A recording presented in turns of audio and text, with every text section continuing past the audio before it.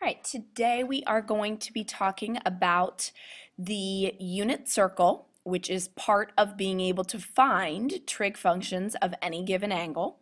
So our learning goal is just to be able to use the unit circle to find the 6 trig functions of any angle. Now, if you have looked at your syllabus, you will see that you have an upcoming mini quiz on the unit circle.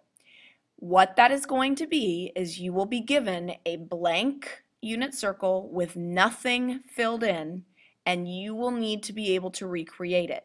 Now, once we create it here, you're going to see there's a lot of stuff. So it's good to keep in mind that I'm really not asking you to memorize the unit circle. I'm asking you to know how to create it. Memorizing it is not going to work well. There's too much stuff. You have to get an understanding of how to create it in order to be able to recreate it without looking. Okay, so one definition that we need before we can complete our unit circle is quadrantal angles. So we've talked about acute angles, we've talked about negative angles. Quadrantal angles are when the terminal side of your angle theta lies on an axis. So your quadrantal angles are going to be 0, 90, 180, 270. Obviously 360 is in the same place as 0. But those are going to be your quadrantal angles because those are the ones that are exactly on an x-axis terminal side. So I'm just going to label those. Oops, and of course I label it wrong. There's 180 and 270, and then we put 360 here too because that's the full circle. Those are your quadrantal angles. We can't draw a triangle for these angles because there's no up distance. So what we did yesterday would not work for these ones. But there is a very easy way to find the values of x and y, and that is by using the fact that r is 1 and then just writing the coordinate of the point, just like we did yesterday. So if r is 1, that means that my x value here, I've moved over 1. My up value is 0, so I moved over 0. At 90 degrees, I've got 0, 1. At 180, I've got -1, 0.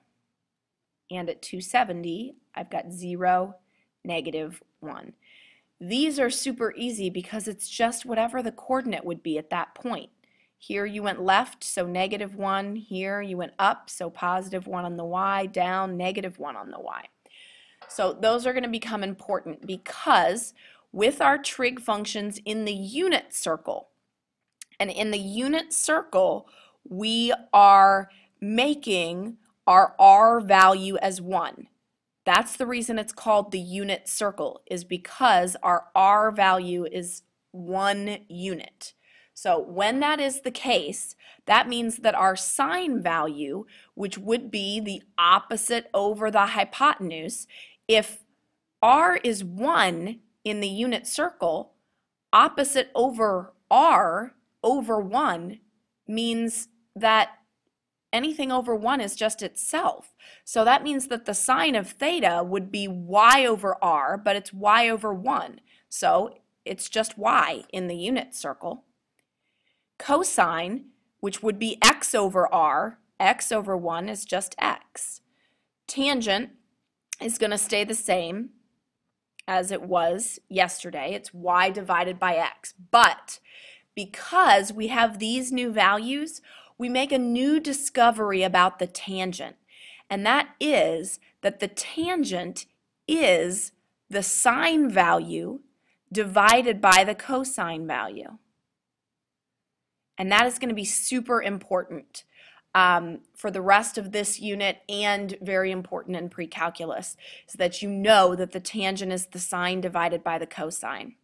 Cosecant is just the reciprocal of sine, so now we make that 1 over y. Secant would be 1 over x, the reciprocal of cosine, and of course cotangent would be x over y, which again, new discovery, cotangent is cosine divided by the sine.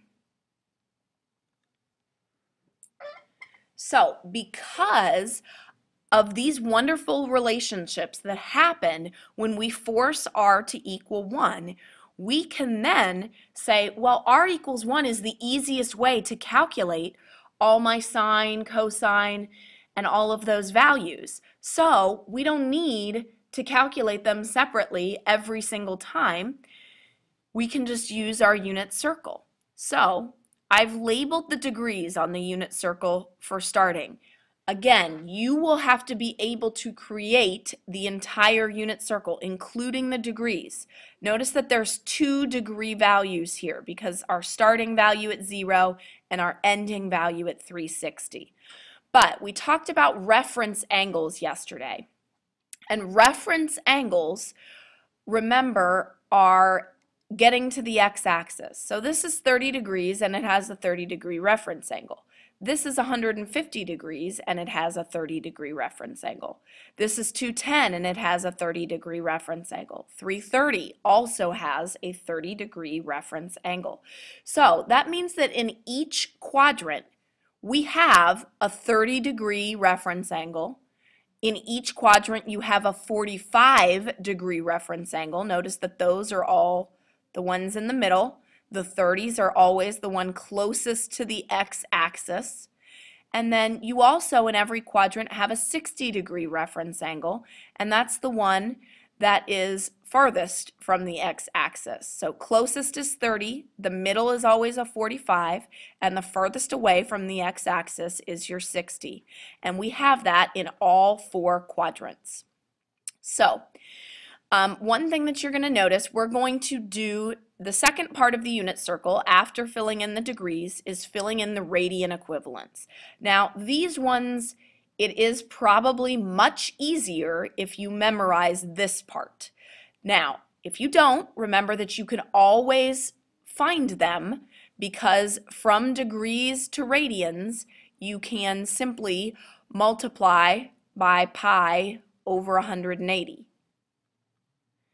And that would give you the radian equivalent. But the radian equivalent for 0 is obviously 0. We should know that 360 is 2 pi. Again, hopefully you've started to memorize. 30 degrees is pi over 6. 45 degrees is pi over 4. 60 degrees is pi over 3. 90 degrees, remember that's half a pi, so that's pi over 2. Now, when we get into the other quadrants, we're now going to have numerators and denominators because these are all up to the 90-degree angle. These ones were acute. So there's multiple ways to figure out what these should be. But what I just talked about with the reference angles is the easiest way to do it. You know that this 150 has a 30-degree reference angle. The 30-degree reference angles always have a denominator of 6. So if the denominator is 6, it has a 30-degree reference angle. So that means we know that the denominator here at 150 should be 6. Now, there's 2 ways that you can go about doing this. You can count around the circle in sixths. So 30 degrees is pi over 6. 30 degrees more is 2 pi over 6, which reduces here. 30 degrees more, 3 pi over 6, which becomes pi over 2. 4 pi over 6, 5 pi over 6. So that's one way to get it, is to count. You could also say that you know that at 180 that this is pi. And so if it's pi over 6 less than pi, that means it's 5 pi over 6. So again, you can either count up by sixths or you can use the reference angle idea and say, I know it's 1/6 short of a full pi.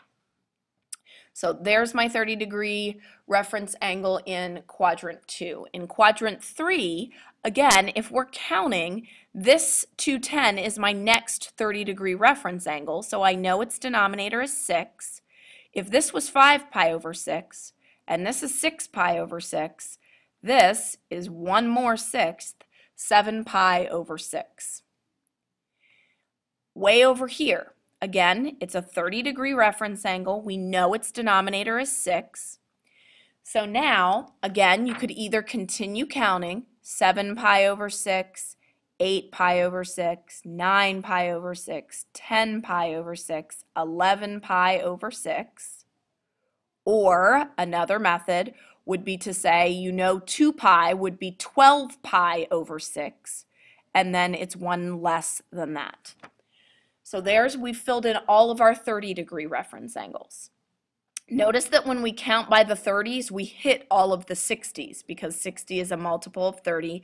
Notice that we never hit the ones in the middle because 45 is not a multiple of 30. So next we're going to do the 45s. And I already did the pi over 4. If the denominator is 4, when it's completely simplified, that means it has a 45-degree reference angle. Again, two choices. You can either count by fourths, so 1 pi over 4, 2 pi over 4, 3 pi over 4, or again, you know that pi is 4 pi over 4, and you're 1/4 less than that. So this is 3 pi over 4, so pi is 4 pi over 4, 225, 5 pi over 4. Or again, if you know this is 4/4, the next one would be 5/4. This one would be 6/4, which means that the 315 is 7 pi over 4, which should make sense because it's 1/4 short of a full 2. So there's our fourths. Again, remember that these denominators are when it's in simplest form. So simplified form, the denominator is 4. It's a 45-degree reference angle. Next, let's look at our denominator as 3. Those are 60-degree reference angles. So here's pi over 3. If I count another 60 degrees, 30, 60, this one would be 2 pi over 3. Then another 60 degrees would hit here, 3 pi over 3, which is pi. Then this way, 4 pi over 3. Count again, 5 pi over 3 at 300. And then, of course, we'd hit 6 pi over 3, which is 2 pi. All right, so we have those. Most of our radians are filled in. If the denominator is 2, that only occurs in 2 places. One of them we've already filled in, and that's pi over 2. The other one is at 270, and that is 1.5 pi, which is 3 pi over 2. But you know if its denominator is 2 that it's a quadrantal. All right, so in the unit circle, you will fill in all the degrees, you will fill in all the radians. You will also fill in the sine and cosine for each of these lines. Now, that's not as hard as it sounds because remember that we just learned that the sine is going to be my y value in the triangle, cosine is going to be x. We list these just like the ordered pairs here. These are the sine and cosine of my quadrantals. So I can fill in my quadrantals. The cosine is x, it's 1. Sine is 0. So when I take the sine of 0, I'm going to get 0. You can check it in your calculator. When I take the cosine of 0, I'm going to get 1. Same with 360. This quadrantal, 0, 1. So here the cosine is 0, the sine is 1. Over here, -1, 0. So the cosine is -1, the sine is 0. Down here, 0, -1. So those are my quadrantals, but I also need to do these ordered pairs that represent cosine and sine. So again, if you're looking at the ordered pair is cosine theta, sine theta. So here, this is why I said you need to either know the triangles or you need to memorize, because if you know the 30, the 45, and the 60, and the quadrantals, you've got the whole thing filled in. Pi over 6, again, whether you memorized it or whether you draw the triangle. So if you're a triangle drawer, I will draw it down here. So 30, 60, 90, 1, 2, radical 3. If you know it by heart, great. If you don't, 30 degrees, its cosine would be adjacent, which is radical 3, over hypotenuse, which is 2. So radical 3 over 2. The sine would be opposite, which is 1, over hypotenuse, which is 2. So radical 3 over 2, 1/2. 45 degrees, again, if you need the triangle, draw it once. You won't have to draw it again. Here's my 45, 45, 90, 1, 1, radical 2. My cosine, 1 over radical 2, which, when I rationalize it, is radical 2 over 2. Remember that the sine and cosine have the same value at 45 degrees. 60 degrees. 60 degrees, its cosine is 1/2, 1 over 2. And its sine is radical 3 over 2. Notice it's just the flip-flop of the 30-degree angle. Now, once you've filled in quadrant 1, so whether you have them memorized or whether you have to use the triangle, you don't have to use the triangle again, ever, because every 60-degree reference angle is going to have the same values for sine and cosine as they did here. So this one right here, its denominator is 3. It's a 60-degree angle. So I go to my 60 degrees and I'm going to fill in the same values. Now, we will fix one thing at the end. All my 45s, radical 2 over 2. All my 30s are going to be the same as this 30. So radical 3 over 2, 1/2. Same thing down here. This is a 30-degree angle. So radical 3 over 2, 1/2. This is a 45. So radical 2 over 2 for both of them. This is a 60. So 1/2, radical 3 over 2. This is a 60. So same thing, 1/2, radical 3 over 2. This one's a 45. So radical 2 over 2 on both. So you see the pattern. We're doing the exact same thing that we did in quadrant 1. So we only have to create it once. This is a 30-degree. Now, the last thing that you have to do is consider your All Scholars Take Calculus. On the unit circle quiz, I will have you list which ones are positive and which ones are negative. So, positive in quadrant 1, all of them. Negative in quadrant 1, none of them, because A, remember this comes from All Scholars Take Calculus. The A stands for all, so they are all positive, none of them are negative. In quadrant 2, S for scholars, which means that sine is positive, which means in turn cosecant would be positive. Negative would be the others. So cosine, which means secant, and tangent, which means cotangent. So that means I need to make some adjustments here. If only the sine is positive, remember sine is my y value, that means I need to add negatives to all of my x values because my cosines should be negative. Then I go down to quadrant 3. In quadrant 3, the t, so tangent is positive, which means cotangent is as well.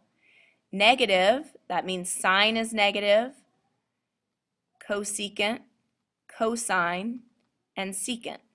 So, if only tangent and cotangent are positive, that means all of these values are negative. Negative, negative, negative, negative, negative, negative. Quadrant 4. In the All Scholars Take Calculus, the C stands for cosine. So cosine is positive, which means secant is also. That means that sine, cosecant, tangent, and cotangent are all going to be negative.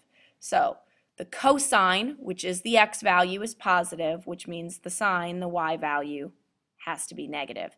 Now, other than the All Scholars Take Calculus, I want to show you why this should make sense. If you were actually plotting points in the coordinate plane, in quadrant 1, the x and the y are both positive because you went right and up. In quadrant 2, you went left, which means the x's are negative, but you went up, which means the y is positive. So notice how that holds true. Quadrant 3, left means negative and down means negative. So both of the coordinates have to be negative in this quadrant. Quadrant 4, you went right, so the x coordinates are positive, but you went down, which means the y's are negative. So you should see hopefully why that makes a little bit of sense. So that's what you're going to have to know. That is what you are going to have to create. Now, we actually have to be able to use the unit circle to evaluate the 6 trig functions. So, if I want to evaluate my 6 trig functions of 180, I now use my unit circle to do that. So I go to 180 and I see that the coordinate here is -1, 0. And because I know that this is the cosine and this is the sine, that's going to help me. So I know that the sine, when I'm listing them, the sine of 180 is going to be 0. The cosine of 180 is going to be -1. Now, tangent isn't listed here, but remember, tangent is y over x, or sine divided by cosine. Y divided by x, 0 divided by -1, is 0. Now, cosecant of theta, we would reciprocal. Well, this would be 0 over 1. 1 over 0 is undefined.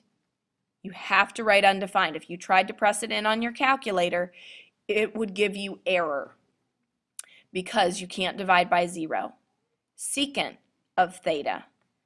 This is -1 over 1, so if you flip them, 1 over -1 is still -1. Cotangent, again, tangent was 0 over -1, which means cotangent is going to be -1 over 0, which is also undefined.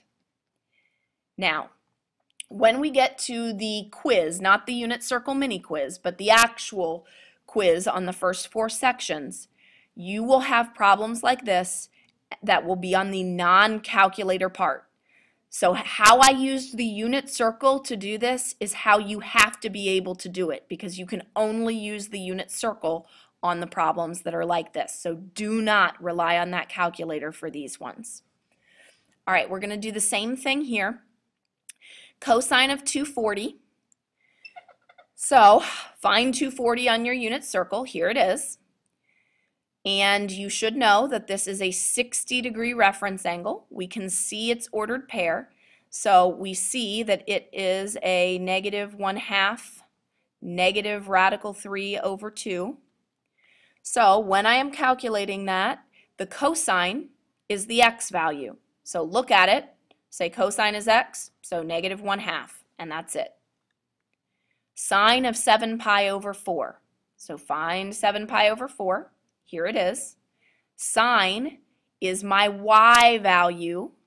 So the y value at 7 pi over 4 is negative radical 2 over 2. Tangent of 5 pi over 6. Find it. Now, these are sine and cosine, so you're going to have to write out some work here. Tangent is sine, which is 1/2, so I'm going to write out, remember that it's sine divided by cosine.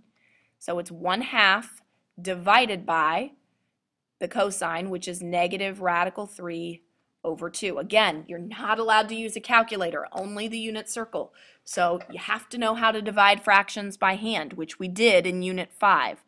1 over 2 divided by means multiply by the reciprocal.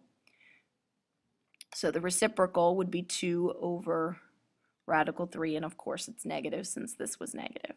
So when we multiply those, the 2's cancel. I get negative 1 over radical 3, but I have to rationalize that, so multiply top and bottom by radical 3, and you get negative radical 3 over 3. Cosecant of negative 225. Ooh, we threw in a negative value. That makes it harder. Don't look for the 225 because negative 225 degrees, 225 is a 45-degree angle. But if we're going negative, we're going this way. So it's the 45-degree angle just past 180.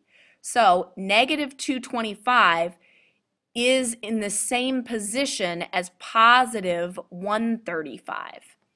So we use that to find our cosecant. Cosecant is 1 divided by the sine. So I find the sine over here at my 135 because that's the same as negative 225. The sine is radical 2 over 2. So it's going to be the reciprocal of that. So instead of radical 2 over 2, it's 2 over radical 2. So when I rationalize 2 radical 2 over 2, these cancel. So I just have radical 2.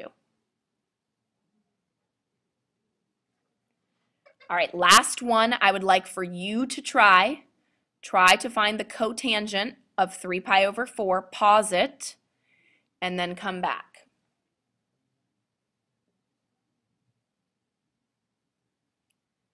All right, so first I need to find 3 pi over 4, which is the 45-degree angle here. And cotangent is cosine divided by sine. So 3 pi over 4 has the ordered pair that looks like this. So cotangent is the cosine divided by the sine.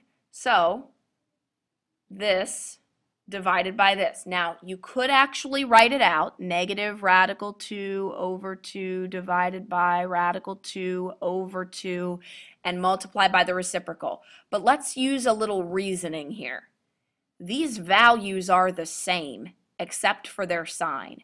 If you have negative 6 over 6, you're going to automatically make that negative 1. So don't waste your time multiplying by the reciprocal here. These are the same thing, so they reduce each other, and I'm just left with the negative 1. And that should be our answer.